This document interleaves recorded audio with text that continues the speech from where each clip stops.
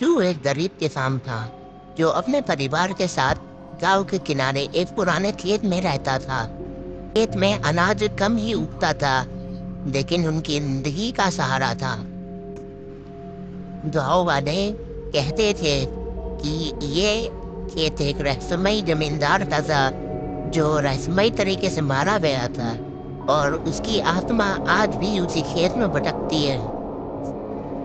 राजू इन बातों को अंधविश्वास मानता था। एक रात जब बारिश नहीं आई, राजू ने सोचा कि वो खेत में रहकर रात भर पानी की टंकी से सिंचाई करेगा। परिवार के ने मना किया, लेकिन मजबूरी थी। भूख से लड़ने के लिए डर से लड़ना जरूरी था। आधी रात को खेत में अजीब सी सरसराहट शुरू हो गई। हवा बिना वजह तेज चलने लगी और पास के पीपल के पेड़ से जैसे कोई फुसफुसा रहा हो। राजू ने मुड़कर देखा और पूछा, कौन है वहाँ, कौन है वहाँ? चटपटाते हुए तभी दूर कोने में खड़ा एक सफेद साया नजर आने लगा।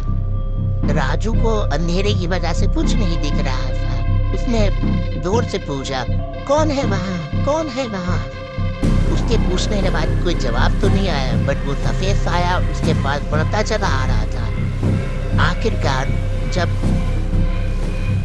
जब राजू ने सफेद साए को उसके पास आते देखा तो डर के मारे वो मुड़ा और भागने लगा। वो साए को देख के जैसे जैसे दूर भाग रहा था, उसने एक वक्त को रुकने को मुड़ने को सोचा। जैसे ही वो रुका, दूर जाके वो रुका और मुड़ के देखा, बट उसे वहाँ कोई साया नहीं दिखा। राजू के मन में खौफ था, उस डर चुका था। उसे समझ गया था कि जो लोग गांव वाले बात करते हैं वो सच है। अब उसके मन में जो डर था वो इससे साथ जिंदगी भर रहने वाला है। उसने दौड़कर घर भागने का फैसला लिया और वो घर भागने लगा।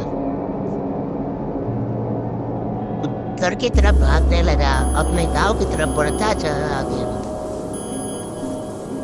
घर आते ही उसने सारी बातें अपनी माँ को और अपनी बीवी को बताई।